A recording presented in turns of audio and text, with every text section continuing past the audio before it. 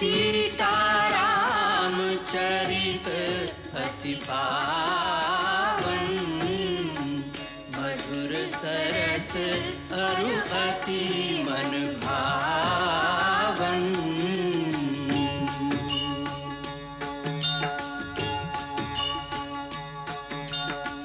पुनि पुनि कितने हो सुने सुनाए, ये की प्यास बुझत न बुझाए।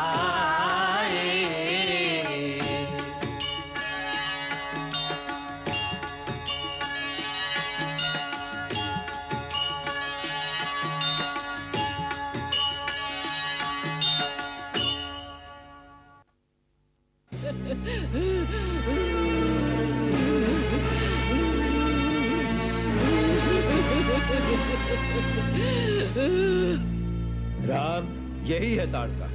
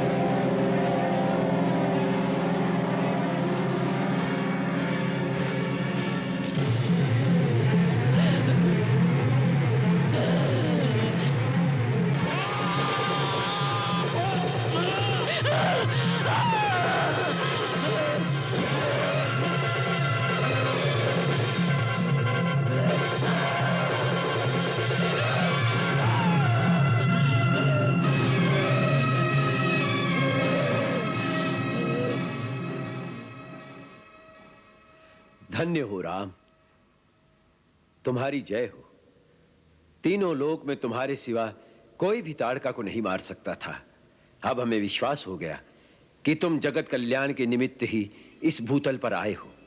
इसलिए तुम्हारे ऊपर प्रसन्न होकर आज हम तुम्हें वो दिव्यास्त्र प्रदान करेंगे जो तीनों लोक में हमारे सिवा किसी के पास नहीं। अपने अनुग्रह, अपनी कृपा का पात्र मानकर आपने इस दास का गौरव बढ़ा दिया है मुनिराज। हम जानते हैं राम, वशिष्ठ मुनि ने पूर्ण शस्त्र विद्या देकर तुम्हें रण कौशल में पारंगत किया है, परंतु हम जो शक्तियां आज तुम्हें प्रदान करेंगे वो देवताओं को भी दुर्लभ हैं।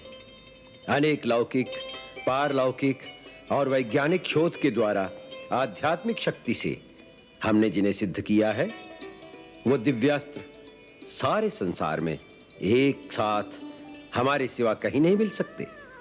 एक युग से हम एक ऐसे योग्य पात्र की तलाश में थे जो जन कल्याण के लिए हमारी सिद्धियों का सही उपयोग कर सके। हमें दिखाई दे रहा है कि भविष्य में आतताई शक्तियों से आर्यवर्त की रक्षा करने का भार तुम्हें उठाना होगा, और उस समय इन दिव्य अस्त्रों की तुम्हें आवश्यकता होगी।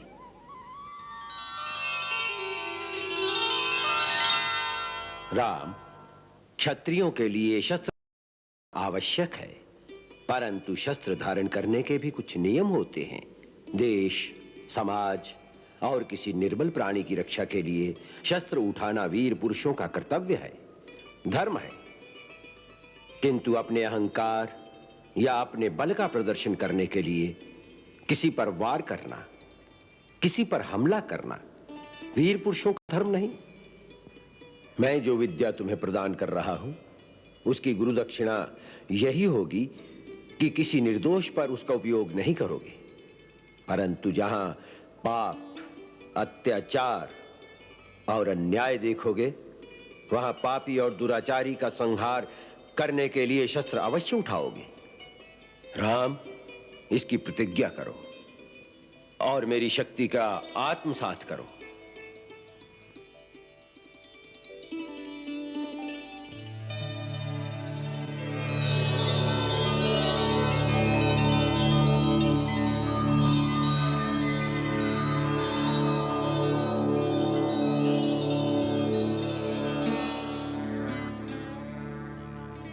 राम, अब मैं तुम्हें इन दिव्य अस्त्रों के आवाहन, संचालन और विसर्जन के मंत्र बताऊंगा, जिनके प्रभाव से तुम देवता, गंधर्व, नाग, असुर सब पर विजय पा सकोगे।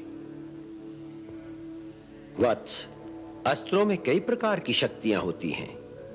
कुछ शक्तियां वैज्ञानिक अनुसंधान से पैदा होती हैं, कुछ आध्यात्मिक साधना से दिव्य लोकों से प्राप्त होती हैं, कुछ शस्त्र परमाणु शक्ति से संपुष्ट होते हैं, कुछ मन की शक्ति से चलते हैं, कुछ मंत्र शक्ति से प्रेरित हैं और कुछ बाण वो हैं जो अपने फलक पर दिव्य शक्तियों को धारण करके चलते हैं, जैसे शिव का शूलवत नामक अस्त्र।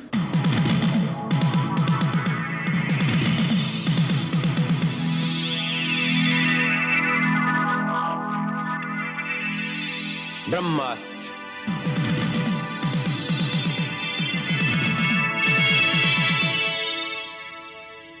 श्री नारायण अस्त्र। तब ऋषि निज नाथ ही जिय चीनी, विद्यानिधि कहूँ विद्यादीनी। विद्यानिधि कहूँ विद्यादीनी।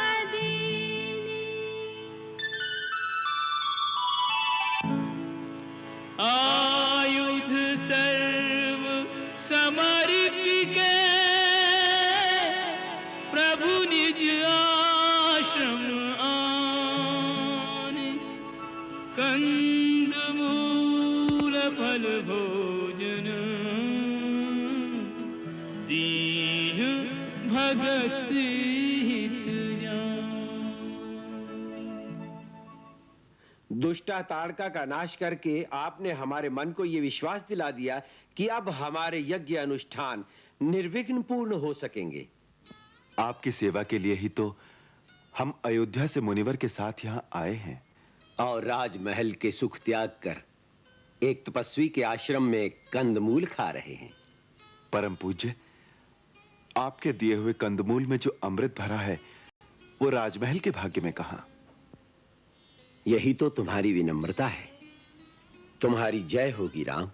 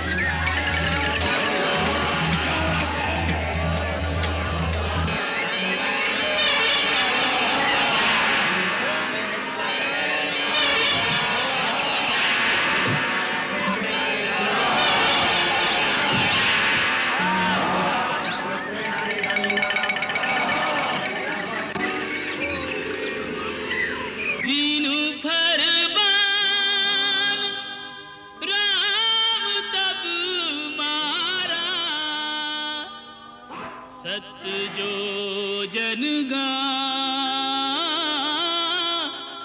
सागर पारा।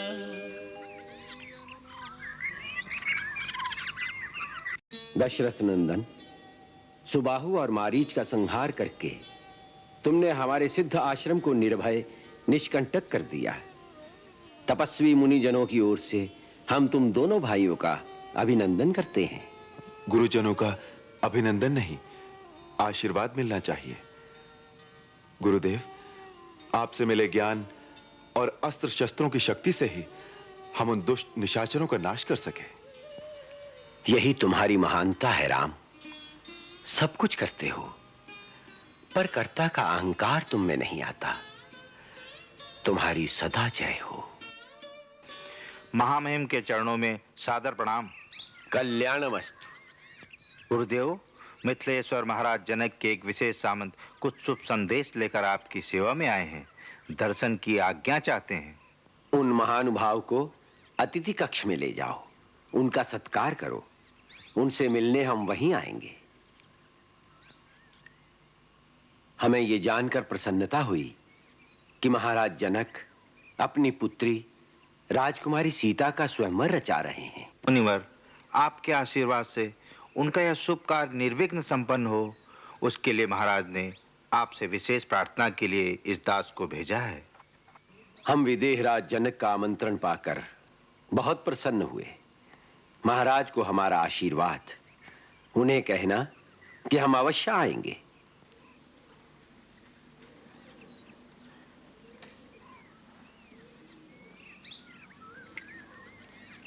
भैया, गुरुदेव आ रहे हैं। गुरुदेव, प्रणाम गुरुदेव। पधारिए। बैठो वत्स।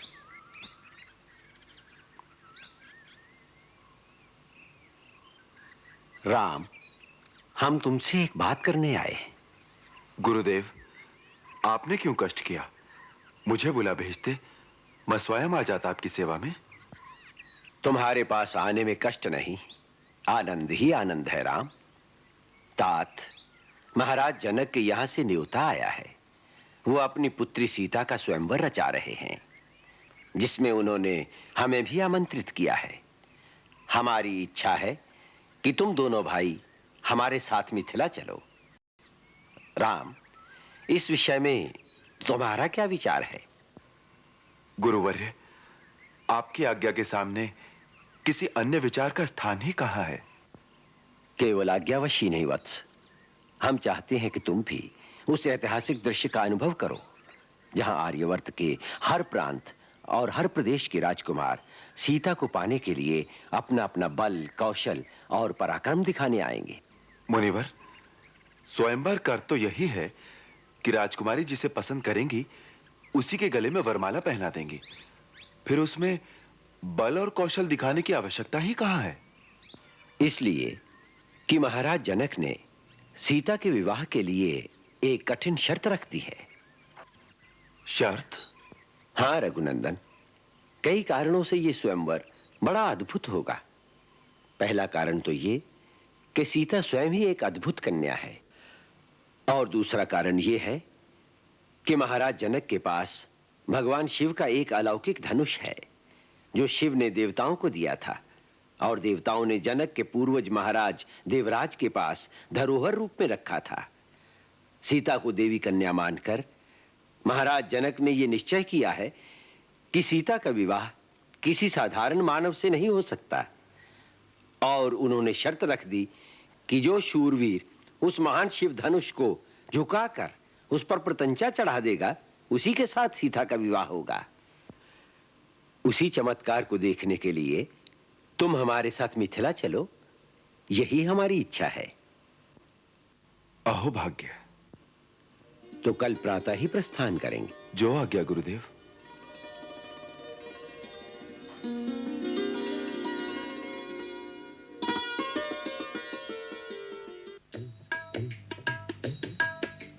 चले राम लक्ष्मण मुनि संगा, चले राम लक्ष्मण मुनि संगा, गए जहाँ जग पावनी गंगा, गए जहाँ जग पावनी गंगा, जग पावनी गंगा। हे रघुकुल तिलक राम, वत्स लक्ष्मण, ये परम पावनी सर्व पापनाशिनी गंगा हैं, इन्हें प्रणाम करो।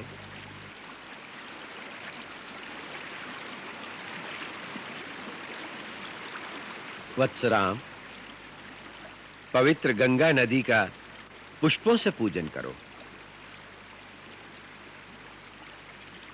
वत्स लक्ष्मण, तुम भी पुष्प लो, तुम भी पूजन करो।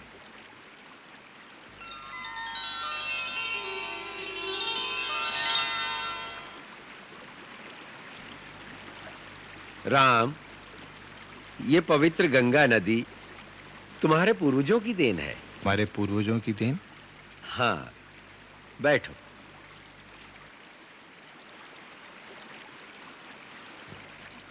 राम, तुम्हारे उज्जवल कुल की कथा सुनाता हूं। वत्स, प्रतापी इक्ष्वाकु वंश में एक धर्मात्मा राजा सगर हुए हैं।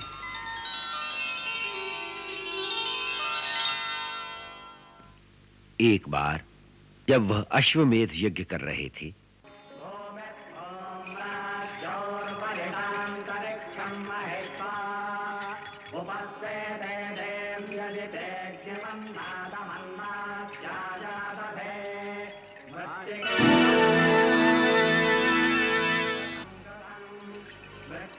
इंद्र उनसे ईर्ष्या करता था, इसलिए उनके यज्ञ का घोड़ा चुराकर पाताल लोक में ले गया। वहां उसने वो घोड़ा कपिल मुनि के आश्रम में छोड़ दिया। महाराज सगर के सारे पुत्र घोड़े की तलाश में पाताल लोक तक जा पहुंचे। उन्होंने कपिल के आश्रम में घोड़े को देखकर महात्मा कपिल का अपमान किया। उनके दुर्व्यवहार से कुपित होकर महर्षि कपिल ने सगर के पुत्रों को शाप देकर भस्म कर दिया। फिर उनका उद्धार करने के लिए गंगा को स्वर्ग से धरती पर लाना आवश्यक हो गया, परंतु यह काम बहुत कठिन था। महाराज सगर, उनके बाद महाराज अंशुमान, उनके पुत्र महाराज दिलीप ये काम न कर सके। फिर दिलीप के पुत्र महाराज भगीरथ ने यह निश्चय किया कि वो गंगा जी को धरती पर लाकर अपने पितरों का उद्धार करेंगे। उन्होंने गंगा जी को धरती पर लाने के लिए घोर तपस्या की।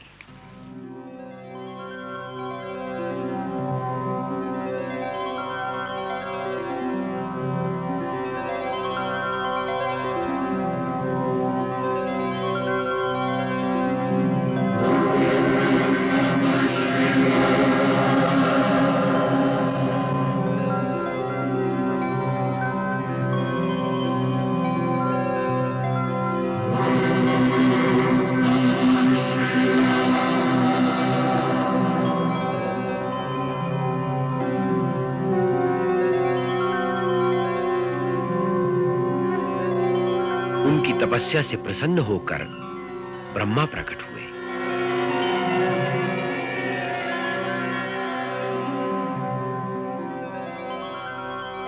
और उन्होंने गंगा को धरती पर लाने का वरदान भगीरथ को दिया।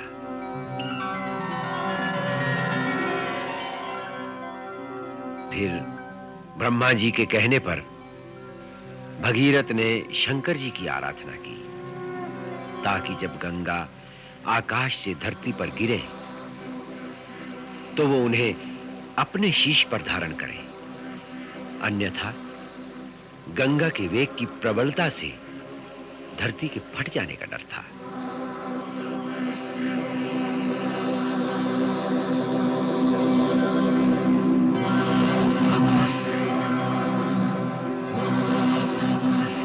भगीरथ ने फिर घोर तपस्या की, और भगवान शिव को प्रसन्न कर लिया।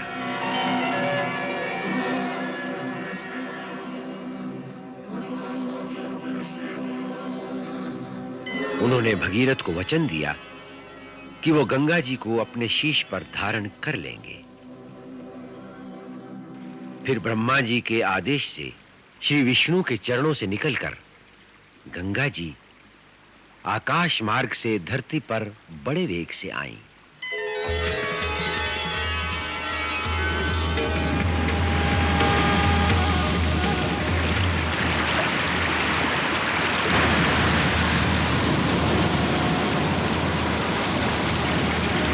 भगवान शिव ने उन्हें अपनी जटाओं में समेट लिया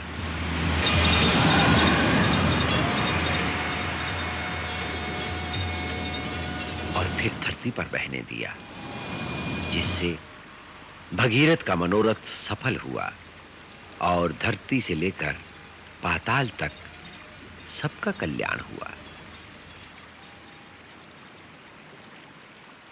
गंगा अपनी धाराओं से तीनों लोकों को पवित्र करती हैं, इसलिए इन्हें त्रिपथ गामिनी भी कहते हैं। महाराज भगीरथ इन्हें भूलोक पर लाए, इसलिए मृत्यु लोक में इन्हें भागीरथी भी कहा जाता है। राम, ये परम पवित्र गंगा यावत चंद्र दिवाकरो जब तक सूरज चांद रहेंगे इस धरती के प्राणियों का कल्याण करेंगी। संभव है आने वाले युगों में देवी देवताओं के प्रति लोगों की आस्था कम हो जाए, पर गंगा का गौरव कभी कम नहीं होगा। कभी सदा इसका गुणगान करेंगे। ये जिस देश में बहेगी वहां सदा हरा भरा रहेगा। गंगा का पवित्र जल जीवन से मरने तक मानव के लिए उपयोगी होगा और अनंत काल तक लोग इसे गंगा मैया कहकर, माता से भी महान मानकर इसकी पूजा करेंगे। संसार की समस्त नदियों में सर्वप्रथम इन्हीं का नाम होगा।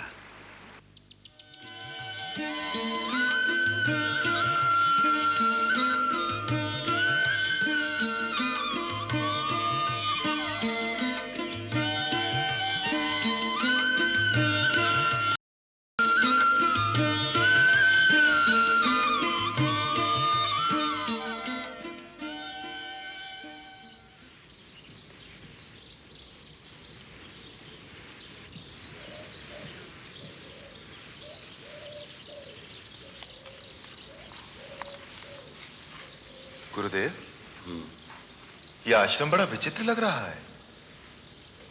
न ही पूरी तरह उजड़ा हुआ और न ही पूरी तरह बसा हुआ। पत्ता पत्ता सूख गया है, परंतु ये तुलसी का पौधा अभी भी हरा भरा है। ये क्या भेद है गुरुदेव? तुमने सच कहा है राम। यह बड़ा विचित्र स्थान है, जहां गौतम ऋषि के शाप से सब कुछ उजड़ गया, परंतु एक तुलसी का पौधा अभी तक इसलिए जीवित है क्योंकि एक नारी की आत्मा यहां पर वास करती है। एक नारी की आत्मा? हां, एक अभागन नारी, जिसके साथ एक पुरुष ने छल किया और दूसरे ने उसको दंड दिया। ये कैसी अद्भुत कथा है गुरुदेव? ये कौन लोग थे जिन्होंने ऐसा किया? दो महान पुरुष, एक देवताओं का राजा इंद्र और दूसरा उसका पति महान तपस्वी ऋषि गौतम। पर क्यों? यह एक नारी के दुर्भाग्य की करुण कथा है। महर्षि गौतम की पत्नी अहिल्या परम सुंदरी थी, जिसके कारण देवराज इंद्र उस पर आसक्त हो गया।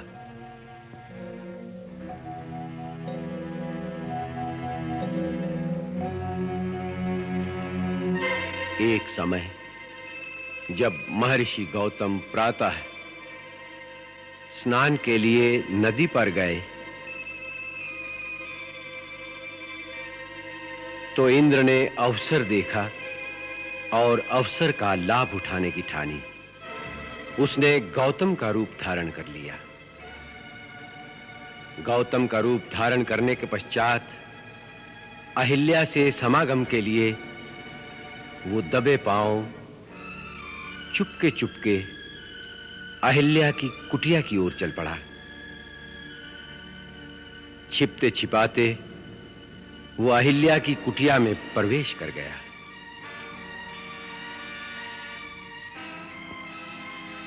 जिस समय इंद्र छिपकर अहिल्या की कुटिया से निकल रहा था, उसी समय गौतम मुनि स्नान करके वापस लौट रहे थे।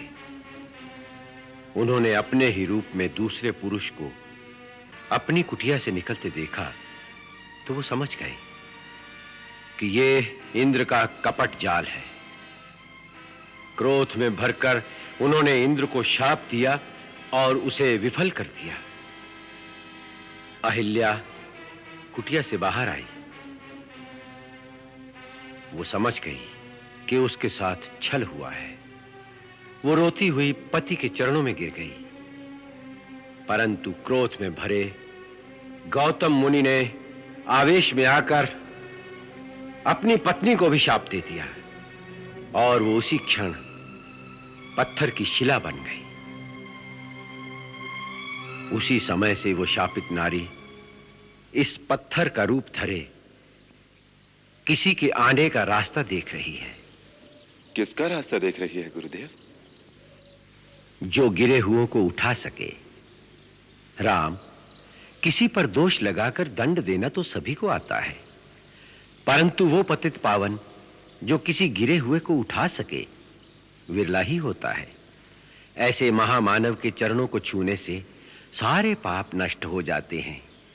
इसलिए इस शिला को अपने पवित्र चरणों से स्पर्श करके एक अभागन का उद्धार करो राम।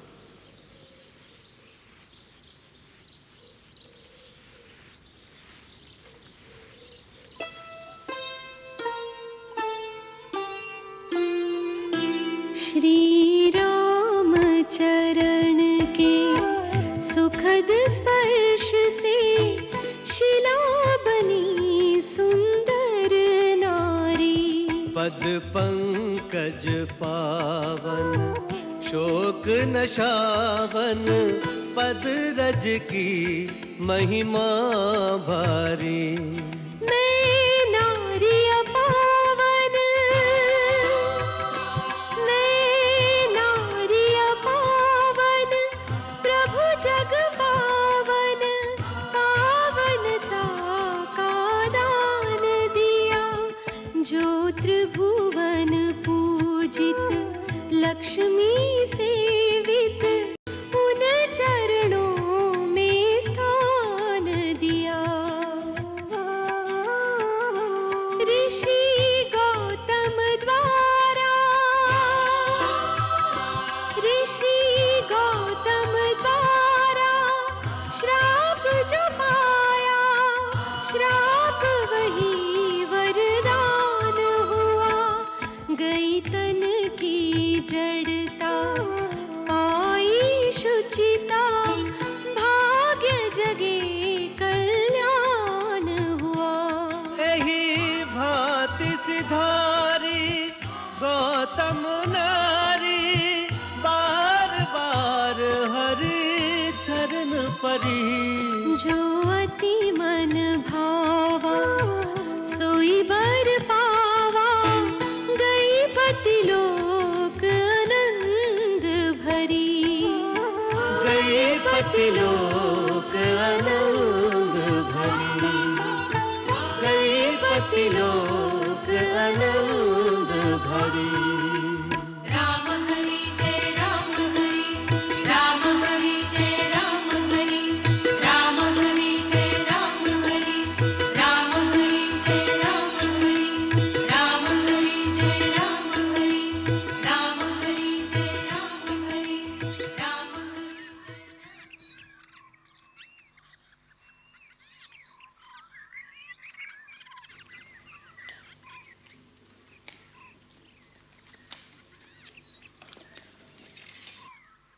राम, लक्ष्मण, इस आम्र वाटिका का वातावरण बड़ा शांत और पवित्र है। नगर के कोलाहल से अलग। क्यों ना हम अपना डेरा यहीं डालें? जैसी आपकी इच्छा गुरुदेव। महामुनि के श्री चरणों में दास का सादर प्रणाम। कल्याणमस्तु। मैं महाराज को आपके आगमन की सूचना देता हूँ। अखंड सौभाग्य महारानी सुनैना, यशस्वी हो मिथिलेश्वर जनक, सकल मनोरथ सफल हो।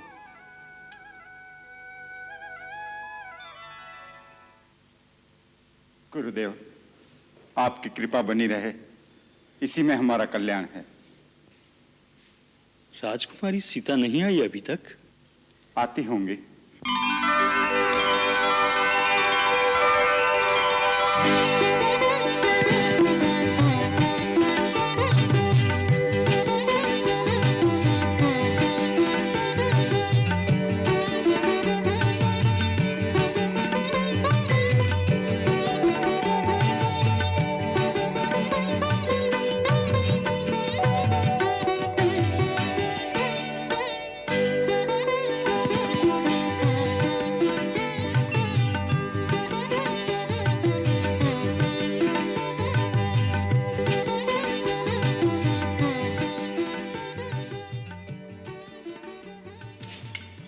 गुरु शतानंद के चरणों में प्रणाम। तुम्हारी मनोकामना पूर्ण हो बेटी।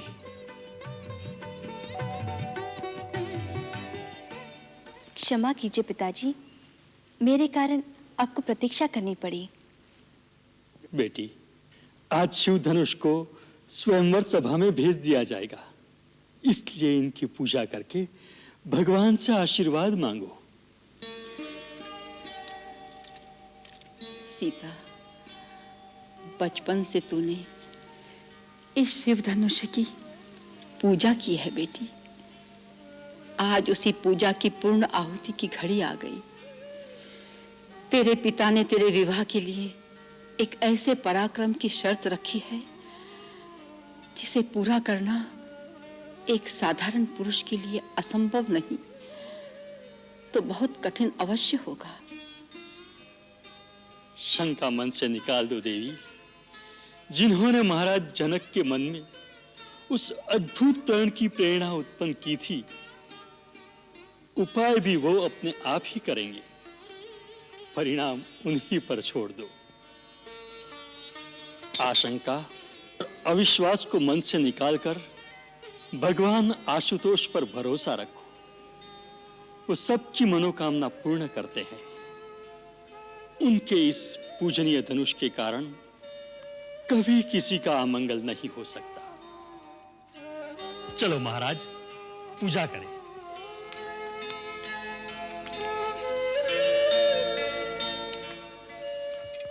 लो बेटी सीता, मन लगाकर पूजा करो। बेटी उर्मिला, तुम भी अपनी बड़ी बहन के लिए भगवान से प्रार्थना करो। ओम नमः शिवाय।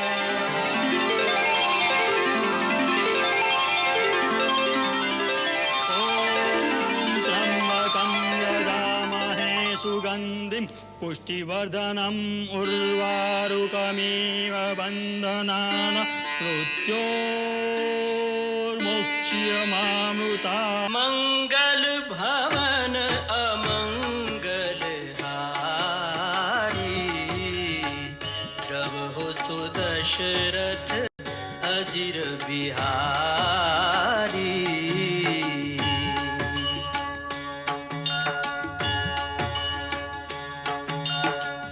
सीताराम चरित अति पावन, मधुर सरस अरु अति मन भावन।